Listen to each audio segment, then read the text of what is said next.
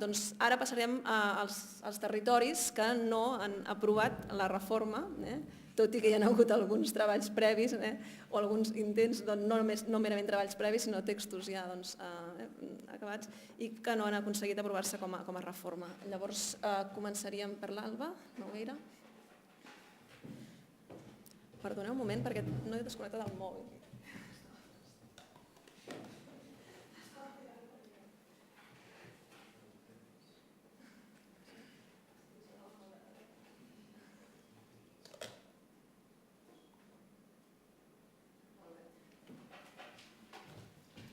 Bé, doncs l'Alba Nogueira també va participar en el llibre aquest, en el que fèiem referència, també hem fet moltes coses juntes i bé, ella té moltíssimes publicacions també, com tots els altres ponents en matèria de dret lingüístic, des de qüestions generals com la regulació del pluralismo lingüístico, otra lectura del marco constitucional, que va publicar ja l'any 2000, i un llibre sobre l'Estatuto Xurídico de Lingua Galega, que és una obra col·lectiva també que ve a fer tot aquest repàs del règim lingüístic de la llengua gallega. Doncs ella també ha tractat altres temes, com els altres ponents també, no estrictament de dret lingüístic, però que tenen una relació, per exemple, el règim jurídic de selecció i accés del professorat, on el seu llibre, on ella argumenta també molt clarament la possibilitat d'establir una acreditació lingüística en el procediment d'accés del professorat universitari. Bé, a part d'això, també ha estat impulsora de l'Observatori de Derechos Lingüísticos a Galícia i diguem que està al darrere de moltes de les iniciatives que estan relacionades amb el dret lingüístic a Galícia. Per tant, és un plaer poder-la convidar i que estigui aquí avui per explicar-nos la situació a Galícia. Bueno, muchas gracias. Y la verdad es que ahora soy la primera que no hablo en catalán, eso que Eva este año tuvo la amabilidad de enviarme un manual de la Universidad de Barcelona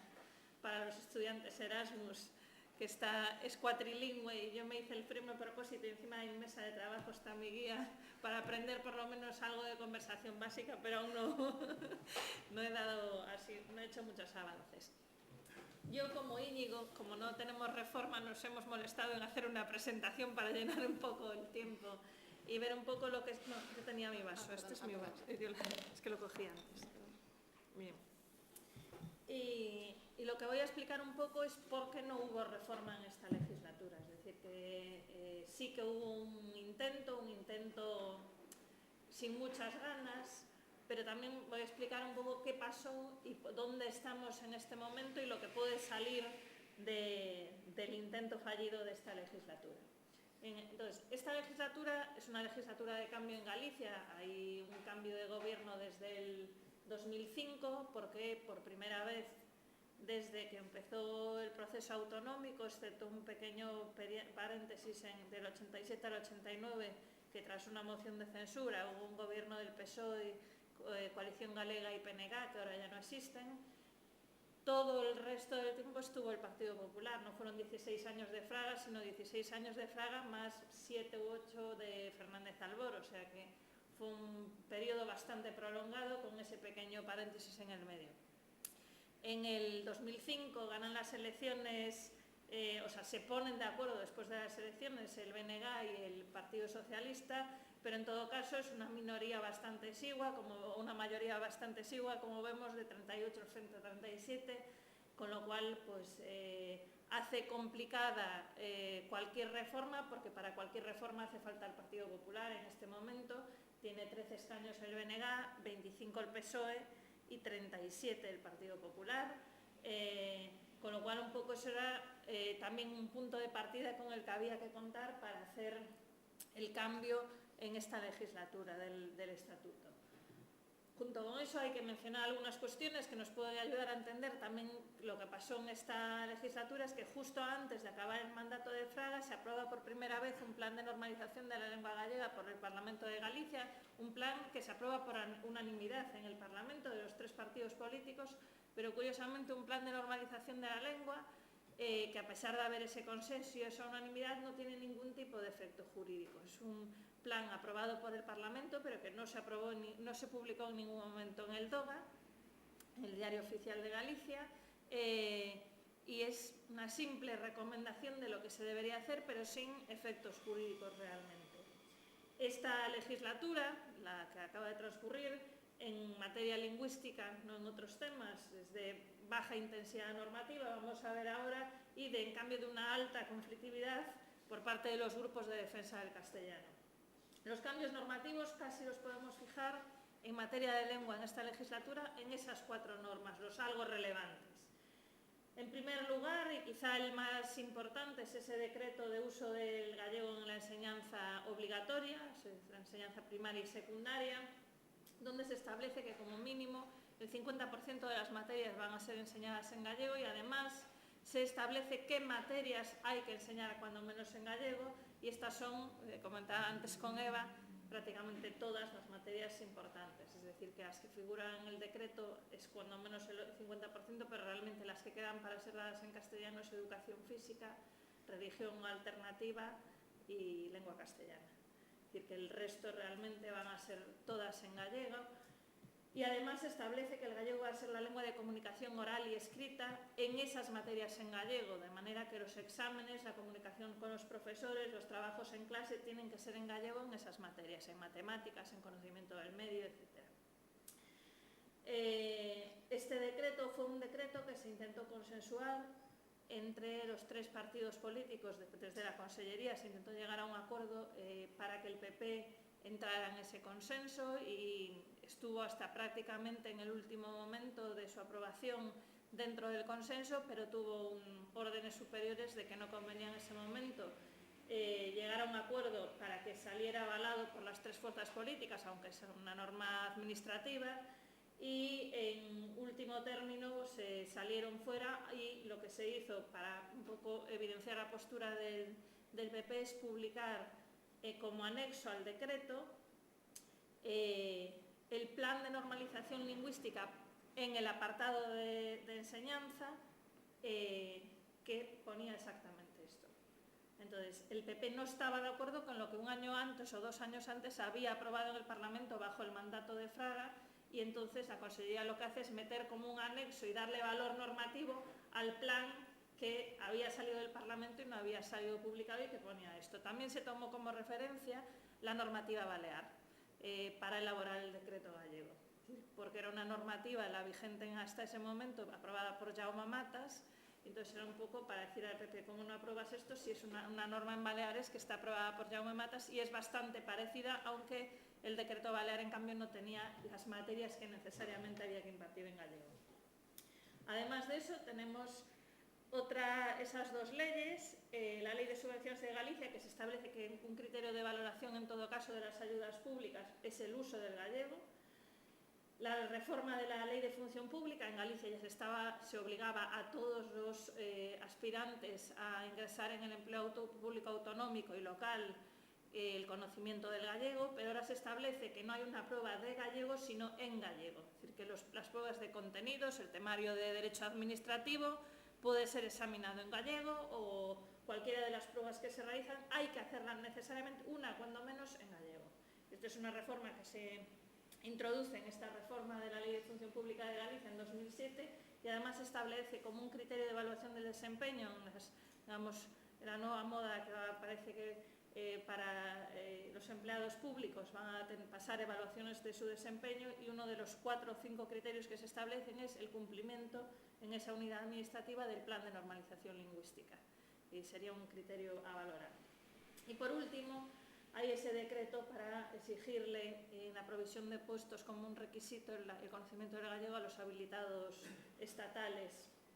a los puestos reservados habilitados estatales en la administración local. Frente a, digamos, a estos escasos avances, curiosamente, son todas normas del lado del PSOE del Gobierno, también en parte porque son de la Consellería de Presidencia y de la Consellería de Educación, que son del PSOE, y el bloque tiene servicios sociales, industria, medio rural y cultura y vivienda. Quizás se presten menos para este ámbito normativo, pero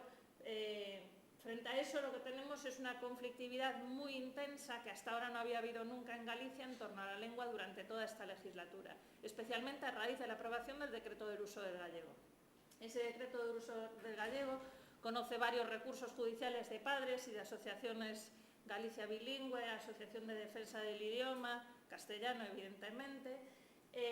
y hay ya un par de sentencias judiciales desestimatorias, las que iban por la vía más rápida de protección de derechos fundamentales, alegando la violación del principio de igualdad, pero aún están pendientes de resolución las que entran en el fondo de varios de los artículos más conflictivos, que en concreto sería este de que hay que usar como lengua vehicular el gallego en las materias en gallego. Y ahora en YouTube, ¿qué va a salir? Nada. Esto... Bien, el uso del gallego en las materias en gallego, pues es uno de los artículos conflictivos que aún está pendiente de resolución judicial, y también el mínimo del 50% y la escolarización en gallego en la primera escolarización, por lo menos también el 50% se exige, a pesar de que la Ley de Normalización Lingüística decía que los niños tenían que ser escolarizados en su lengua materna. El decreto dice que en su lengua materna, pero hay que introducir hasta un 50% del gallego en los entornos castellano hablantes. Bien, como hay esas sentencias judiciales desfavorables, los grupos antigallego, ¿qué hacen? Decir, bueno, lo que falla no es el decreto, lo que falla es la Ley de Normalización Lingüística, que establece que no puede haber separación, como hacía la ley catalana y hace, no puede haber separación por aula en razón de la lengua de los niños. Entonces, lo que queremos es un sistema exclusivamente en castellano para nuestros niños y que haya otro en gallego para los que quieran eso. Entonces, pretenden que se derogue la Ley de Normalización Lingüística y que haya una ley donde se establezca un derecho de opción lingüística para los padres y dos líneas, una en castellano y una en gallego. Y junto a eso tenemos un desafortunado suceso este último mes, que es que un delegado provincial de la Consellería, que es el máximo representante en la provincia de la Consellería de Educación, resuelve favorablemente una petición de un padre que dice que sus hijas no tengan que hablar en gallego en las asignaturas en gallego. Y el delegado provincial, sin motivar absolutamente, inaplica el decreto y dice que sí, que le da el permiso a ese padre para que sus hijas se dirijan al profesor en castellano, hagan los exámenes en castellano e incluso compren los libros de texto en castellano, pero eso sí, que no van a estar acogidos al programa de gratuidad del libro de textos de la Consellería, si se los compran en castellano. Esta resolución, la Consellería pensó que iba a pasar sin pena ni gloria, pero aprovecharon los de Galicia Bilingüe y ya tienen 2000 solicitudes para que haya exenciones similares para otros niños y ahora van a resolverlas una a una, inadmitiendo esas peticiones y diciendo que el decreto sigue vigente, pero puede ocasionar algún problema de cara a la resolución del conflicto que está pendiente, de varios de los conflictos que están pendientes ante el Tribunal Superior de Justicia. Y después, en el tema de la toponimia, tenemos por fin el final de un problema que llevaba muchos años arrastrando, que era la pelea de la ciudad de Coruña por ser La Coruña en los sucesivos mandatos de Paco Vázquez, y que finalmente, dado que ahora hay un gobierno de coalición BNG-PSOE, el gobierno municipal acordó desistir de todas las acciones judiciales que aún tenían pendiente y que le habían costado ya más de 50 millones de pesetas al ayuntamiento, pagándole a maravillosos profesores de Derecho Administrativo de dictámenes millonarios para perder todas las sentencias que tuvieron hasta ahora, todas fueron desfavorables. Y hubo otro problema en cuanto a la toponimia, y esta vez entre el PSOE y el BNG, básicamente, alentado por el PP, sobre si Galicia se llama Galicia o Galiza. En el BNG se utiliza habitualmente la fórmula Galiza, y es una fórmula tradicional semiperdida, pero recuperada y válida, a decir de la Real Academia Gallega, y hubo roces internos dentro de la Administración sobre si era Xunta de Galiza o Xunta de Galicia, e incluso si los servicios de publicación internos de la Xunta podían utilizar uno u otro, y el PSOE ofreció grandes resistencias y se está aprovechando ahora el Partido Popular después de, digamos, en el Parlamento de Galicia.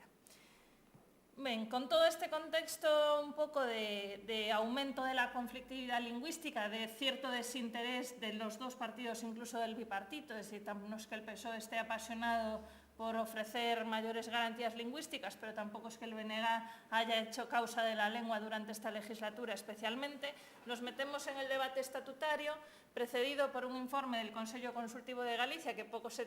parece al que pertenece Jaume aquí, y este Consello Consultivo de Galicia, hay que decir algunas cuestiones. Este Consello Consultivo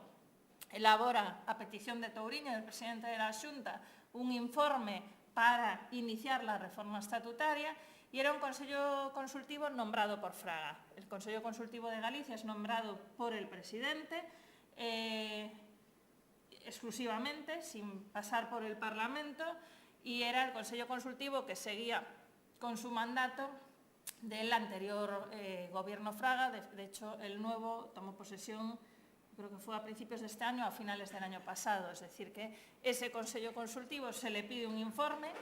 No sé si Touriño es un irresponsable o no sabía lo que iba a salir de ahí, y del Consello Consultivo salen frases en relación con la lengua, como las que vemos ahí. Dice, podría llegarse a la aceptación de un deber, aunque no impuesto de una forma genérica e indiscriminada ni generalizable a toda la población, es decir, faltaría más.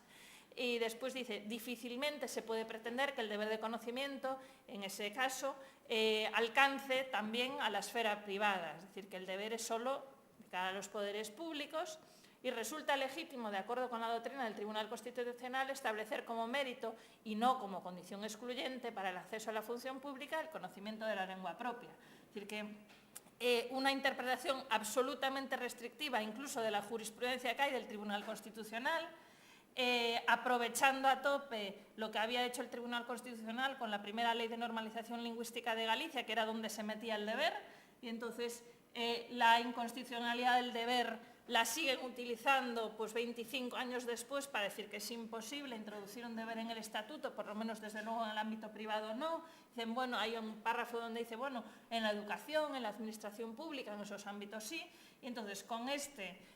informe del Consello Consultivo de Galicia empieza un periodo de comparecencias con la sociedad civil, también bastante singular. Se cita a todo el mundo, al Colegio de Médicos, al Colegio de Psicólogos, es decir, todos aquellos que tienen una asociación en Galicia pasaron por ahí en esas comparecencias. No sé si hubo 300 o 400, fue una cosa, una verdadera locura, para que en ese totum revolutum pues, pueda salir de todo y haya opiniones para todos los gustos, y un claro desinterés del PP por el momento en el que estábamos, es decir, que esto es en el 2006, un claro desinterés del PP por sacar adelante cualquier reforma estatutaria que tenga pues, unos mínimos avances. Los textos que se barajan, como vemos ahí, y está señalado en negrita quizá las cosas más relevantes. Este es el texto que plantea inicialmente el PSOE, donde se establece el deber de conocer el gallego, y después se establece una cosa que aparece también en la cuestión, en el texto del PP, en vez de reconocer un derecho, de hablar de la no discriminación por razón de lengua, hablan de un derecho de opción lingüística de todas las personas, lo cual permite también que en el ámbito educativo podamos estar hablando de un derecho de opción lingüística, que es lo que no dice el Tribunal Constitucional, ¿no? Y después nos establece esa cuestión de que el conocimiento de la lengua gallega será determinante, no un requisito, será determinante para ejercer funciones administrativas notariales, registrales y judiciales. En el resto hay algunas innovaciones con respecto al texto del actual estatuto, pero tampoco grandes avances. Y quizá lo que haya que señalar es ese establecimiento, como hacía creo que era el Estatuto Valenciano, de que la Real Academia Gallega es la institución consultiva oficial, cosa que no estaba hasta ahora en el Estatuto y que es relativamente polémico, por lo tanto no es comúnmente aceptada como la institución que sea especialmente avanzada en sus formulaciones lingüísticas. El texto del BNG es un poco más extenso, pero tampoco es que vayan, desde luego no tan allá como el Estatuto catalán. Y básicamente también introduce el deber de conocer el gallego. Tiene en el artículo 5b esta cuestión de que la lengua utilizada por la Administración del Estado y demás entes estatales en Galicia, en la forma en que determine el Estado, será también el gallego, y tiene una regulación algo extensa de la lengua en la educación en ese artículo 6, que más o menos es asentar lo que estaba haciéndose en materia lingüística en enseñanza. Después también la cuestión de la fijación de la variedad estándar por la Real Academia, pero en este caso con los informes de las universidades para introducir una mayor pluralidad y ahí sobre todo porque hay una cierta polémica que tiene relación con lo que aparece en el artículo 11, en el estándar gallego sobre si se aproxima al portugués o no, si no se aproxima. La Real Academia Galega siempre fue defensora de la norma más parecida al castellano y en algunas de las universidades, especialmente la de Coruña y Vigo, hay una mayor proclividad por una norma más parecida a la variedad portuguesa, ¿no? Entonces, esa, digamos, es un poco esa tensión y aparece aquí la cuestión de la mención de la aproximación a la lengua portuguesa en ese artículo 11, así de una forma un poco residual. La propuesta del PP es que una mención, digamos, donde se incluye tamén al castellano aí, os idiomas galego e castellano son oficiais en Galicia e todos teñen o dereito de descoñecer e usar, non hai un deber, simplemente un derecho. Se habla de esa creación de condiciones que permitan alcanzar la igualdad plena entre ambos idiomas y también la cuestión del reconocimiento del derecho de opción. Curiosamente, esta propuesta inicial del PP era la única que hablaba de la cooperación con otras comunidades autónomas donde se habla gallego, que son el caso de Castilla y León, de Asturias y también de Extremadura, donde hay un valle donde se habla gallego y se favorecerá esa cooperación con aquellas comunidades autónomas, dice, en las que la lengua constituya un patrimonio a conservar. Puede haber algunas en las que no constituya un patrimonio a conservar, entonces en esas no, ¿no? Bien, en septiembre de 2006, una propuesta que era una mezcla de la del PP y la del PSOE llega a transaccionarse antes de que se rompa el proceso de reforma, que fue muy breve, es decir, que realmente empezó en abril y debió acabar en octubre de 2006 con el intervalo del verano. Apenas tuvieron realmente que no fueran de comparecencias de la sociedad civil, debieron trabajar un mes y medio. O sea que apenas nada, ¿no? Y esta redacción fue transaccionada y el PP estaba de acuerdo, se incluía de una forma un poco más diluida la cuestión del deber, pero aparecía. Y en el resto se volvía a la cuestión de ese derecho de opción lingüística, que a mí me parece bastante problemático, y en este momento fue cuando se rompió el acuerdo. Por ninguna causa concreta y por todas en general, es decir, no había acuerdo específico en esto, tampoco en cómo figuraba si era nación, si no era nación, y todas esas cuestiones y el momento político fueron los que hicieron que la reforma al final fracasara. Para el futuro, yo creo que lo que queda es esperar a qué pasa con la sentencia del Constitucional del Estatuto de Cataluña. Ahí sí que había manifestaciones del PP de que nosotros vamos a ir tanto como vaya Cataluña, es decir, que todo lo que al Constitucional le pasa a Cataluña, los del PP estaban dispuestos a pasar por ahí. Entonces, un poco, pues yo creo que vamos a esperar por ahí. Y después, a mí la impresión que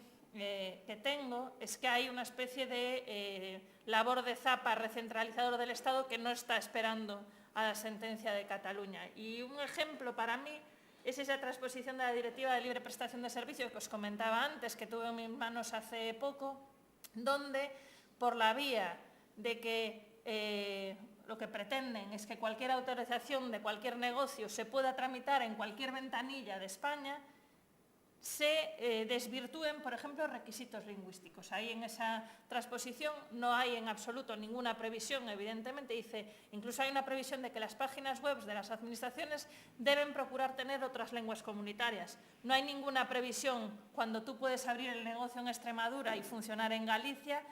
de que también tengan que estar en las lenguas oficiales, en absoluto. O incluso cuestiones como son las reclamaciones de los clientes ante esos servicios liberalizados, pues se dice que tendrá que haber un sistema para hacer las reclamaciones, pero sin garantías lingüísticas. Te pueden poner el teléfono en Polonia y contestarte en polaco. Entonces, en principio, toda la tensión que late ahí es una tensión de armonización en detrimento de competencias autonómicas. De hecho, las cautelas que introdujo la directiva, gracias a todo el debate que hubo a nivel comunitario, porque esta es la famosa directiva Bolkestein, algunas de las cuestiones que aparecen en la directiva, por ejemplo, en uno de los artículos primero, me parece que es el artículo 5, que dice que puede haber salvaguardias por razones lingüísticas y culturales. En el borrador del proyecto de transposición está borrada la parte de lingüísticas y culturales, no aparece. Y eso fue una de las cosas que costó meter en la directiva, y ahí no está. Y por otras cuestiones así que van en el texto, a mí me da la impresión, y comentaba hace poco, que vosotros lo conocéis, el secretario de Estado de Relaciones con las Cortes, Fran Camaño, que es de Constitucional, comentaba hace poco en un simposio en Santiago que ellos tenían intención ahora, por ejemplo, de aprobar una ley para la transposición del derecho comunitario, para recuperar todo aquello que decía el Constitucional, de que el derecho comunitario no es derecho internacional y tal, para revertir eso. Hace poco había también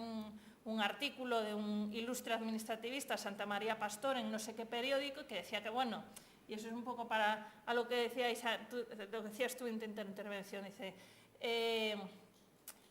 que lo que dijo en su día el Constitucional, que no era básico, que eso se puede repensar. Y que el Constitucional, donde dijo una cosa, puede decir otra cosa distinta, y que a lo mejor es el momento para que el Constitucional empiece a decir que son básicas cuestiones que en otro momento dijo que no eran básicas. O sea que yo tampoco tengo tan claro hasta qué punto la evolución de la jurisprudencia constitucional en materia lingüística es un punto de no retorno o podemos ir hacia atrás. Y la sensación es que desde el Gobierno central se está intentando ir hacia atrás. Entonces, es mi sensación. Bueno, jo acabé. Moltes gràcies. I com han pogut comprovar, sempre és molt interessant escoltar l'Alba Nogueira, encara que no tingui reforma de l'Estatut. Bé, i ara sí, continuem amb l'última intervenció.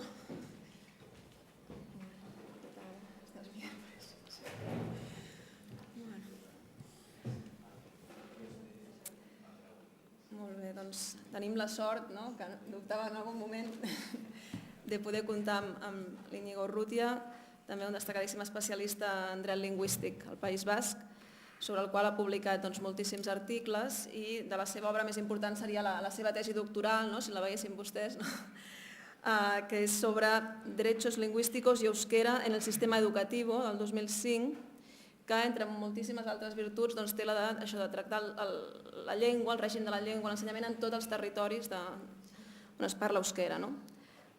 També entre les seves darreres iniciatives és la publicació d'un llibre als Estats Units sobre The Legal Status of the Basque Language Today, One Language, Three Administrations and Seven Different Legal Status. Ell, a més l'hem d'agrair especialment que sigui aquí perquè diumenge tornava dels Estats Units justament per fer la presentació d'aquest llibre que acaben de publicar junt amb la Universitat de Nevada, crec.